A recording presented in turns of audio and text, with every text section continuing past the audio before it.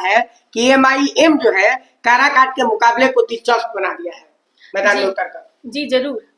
और तो और जो अब तक त्रिकोणीय और चारकोणीय की बात की जा रही है, अगर मेन तरीके से हम लोग देखें मेन स्ट्रीम में, तो लोग जो है भले कैंडिडेट्स बहुत सारे हों, चेहरे अलग अलग हों, सब अलग अलग वादों के साथ आएंगे, कुछ एक्टिंग्स करेंगे, कुछ बहलाएंगे फुसलाएंगे, कुछ देंगे, कुछ पैर छुएंगे, कुछ ये भी तक कहेंगे कि मैं आपके लिए तारे तोड़ कर ला दे रहा हूँ। जनता को ठगने के लिए लोग अलग अलग वादे करेंगे, बट ये प्रियंका चौधरी जो है अपनी पूरी सच्चाई के साथ जनता के बीच में आई है, अपना जो काम वो की है अब तक अपने क्षेत्र में, उसके बेसिस पर और लोगों से अपनी सच्चाई के बेसिस पर वोट के लिए निवेदन करती है। प्रियंका जी, आप अब मैदान में उतर चुकी हैं, जगह जगह गांव गांव का दौरा कर चुके हैं, आपकी लड़ाई किससे मानी जाए?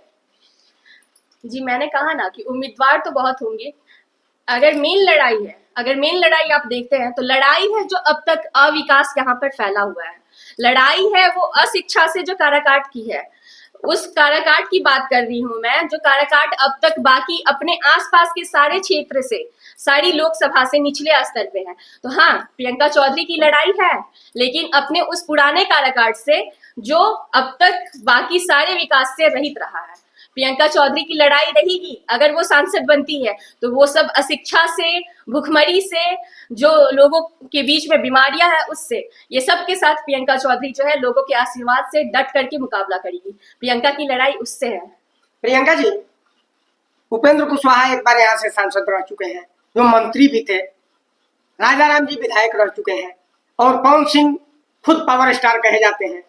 इन लोगों का मुकाबला आप किस तरह से करिएगा? आपने उपेंद्र जी का नाम लिया। उपेंद्र कुशवाहा यहाँ से मंत्री तो रह ही चुके हैं, मीन्स वो शिक्षा मंत्री भी रहे हैं, लेकिन कुछ नहीं किए। एक प्रॉपर सरकारी स्कूल नहीं है जहाँ पर बच्चों को प्राइवेट स्कूल के इक्वल पढ़ाया जाए। उसके अलावा मैं आपको बता देना चाहूँ कि उन्होंने अमियावड़ पंचायत को गोद लिया था, और उसी पंचायत की सासू माँ है मेरी राम दुलारी देवी, जो वहाँ की मुखिया हैं, और वर्तमान में नासरीगंज पश्चिमी के अंतर्गत वो अमियावड़ पंचायत भी आता है, जो मेरे क्षेत्र के अंडर है। और हमने जो दोनों मिलकर लेडीज ने जो विकास किया है, उस विकास को वो सांसद रहते हुए भी नहीं कर चुके हैं। तो अब आप जान सकते हैं, कंपैरिजन करने की तो बात ही नहीं रह गई। बात कि वो पूर्व सांसद रहे हैं, अभी वो मोदी जी के नाम पे वोट मांग रहे हैं। मोदी जी ने तो उन्होंने नहीं कहा है कि आप मेरे नाम पे वोट मांगिए, कंठ पे वोट मांगते हैं, काम पे वोट मांगते हैं, नाम पे वोट नहीं मांगते हैं। मैं नहीं नाम पे वोट मांग रही हूँ, मैं मांग रही हूँ कि मेरी जो उम्मीद है, मैं जो उनसे प्रॉमिस कर रही हूँ और जो अब तक अपने क्षेत्र में काम की हूँ, उसके बेसिस पे मांग रही हूँ। अगर बात करते हैं पवन सिंह जी की, वो अच्छे सिंगर हैं। अगर सारी योग्यता एक ही पर्सन में आ जाएगी तो फिर दूसरे लोग क्या करेंगे? आप पत्रकारिता अच्छी करते हैं, और मैं अच्छी वक्ता भी हूँ और अच्छी समाज सेवी हूँ। अगर मैं चाहूंगी कि आज के टाइम पे मैं फिल्म में एक्टिंग कर लूँ, तो मुझसे नहीं होगा। मैं सच्चाई बोलती हूँ और सच्चाई के साथ आती हूँ, मुझसे झूठ मूठ का रोना धोना नहीं होगा। अगर राजा राम सिंह सर की बात की जाए, तो ये लोग जो है पूर्व में विधायक रह चुके हैं, पूर्व में सांसद रह चुके हैं, लेकिन उसके बाद क्या हुआ? उसके बाद जनता ने उनको हटा दिया। अगर वो इतने अच्छे ही होते, उनकी बातों पर खड़ी उतरते, अगर जनता की मांग को पूरा करते, तो कभी भी जनता उनको हटाती नहीं। अच्छा प्रियंका जी, आप अब जगह जगह घूम चुकी हैं, लोगों का सपोर्ट कैसा है आपके प्रति? लोग जो हैं, चाहे वो बच्चे हैं, बूढ़े हैं, लेडीज हैं या फिर जेंट्स हैं, वो सबको ही अपना सपोर्ट दे रहे हैं। मेरे भाई बहन बंधु, दादा दादी, चाचा चाची, नाना नानी, मामा मामी, सबको ही मेरे सपोर्ट में आगे आ रहे हैं। और ये सब मैं नाम इसलिए ले रही हूँ क्योंकि नबीनगर जो विधानसभा है वो मेरा ननिहाल होता है, जो डेहरी विधानसभा है वहाँ की मैं बहू हूँ, और नोखा विधानसभा जो है, नोखा विधानसभा की बहू हूँ और डेहरी विधानसभा की बेटी हूँ। तो इसलिए मैं इतने रिश्तों का नाम ले रही हूँ, और रिश्तेदारी के नाम पे वोट नहीं मांग रही हूँ। बेटी अपने काम पे वोट मांग रही है। हाँ, बेटी का हक है कि वो खोइचा अपना मांग सकती है, तो इसलिए मैं इन सबको याद दिला रही हूँ कि बेटी जो है अपना हक मांग रही है, विकास के लिए उनकी आवाज बनने की चाहत रखती है।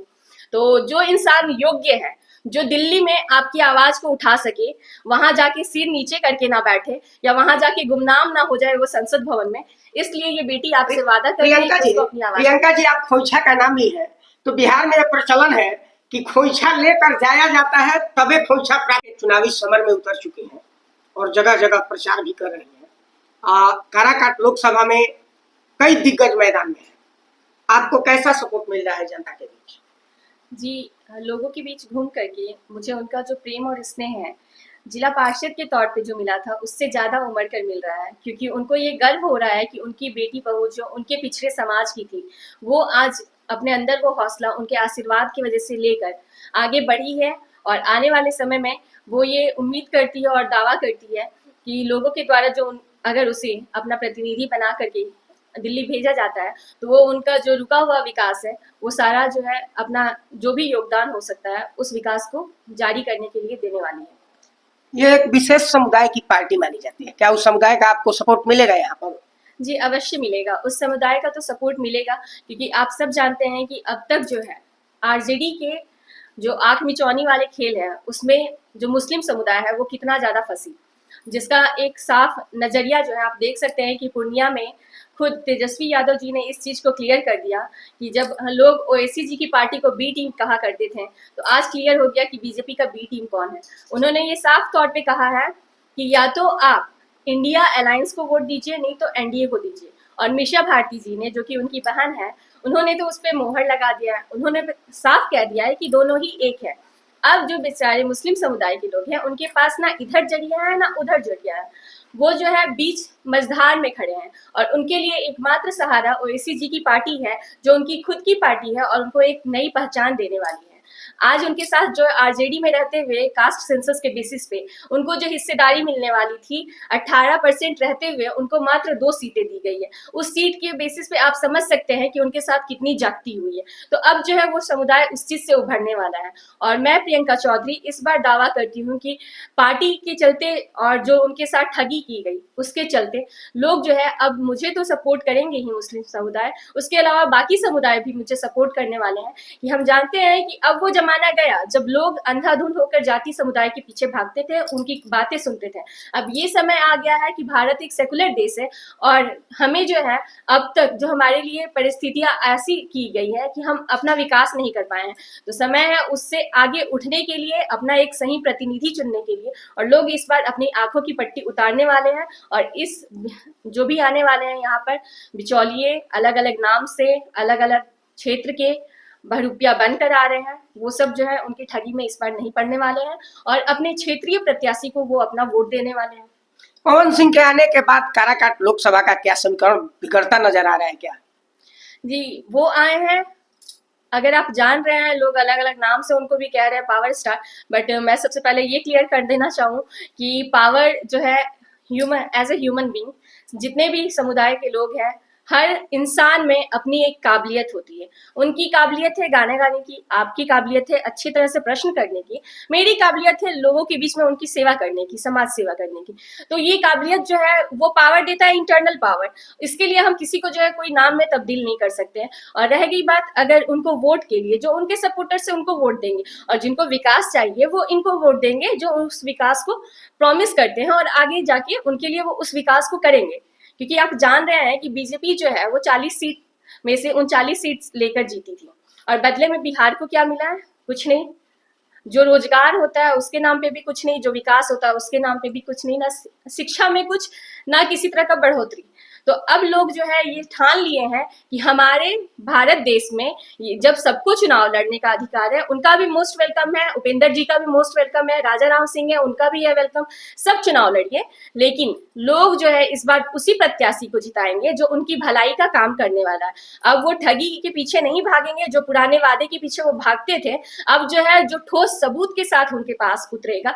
क्योंकि मैं प्रियंका चौधरी वर्तमान में जिला पार्षद रहते हुए अपने नासरीगंज पश्चिमी का जो विकास की हूँ, उस दावे के बेसिस पे ये कह सकती हूँ कि लोग उस चीज के गवाह हैं, उस विकास के गवाह हैं और आने वाले क्षेत्र समय में भी वो जो है हर क्षेत्र में विकास के लिए प्रियंका चौधरी को मौका देने वाले हैं। यानी प्रियंका जी कुल मिला जुला कर ये कहा जा सकता है होता है, तो आप खोइछा के नाम पर जनता के बीच क्या लेकर गई है?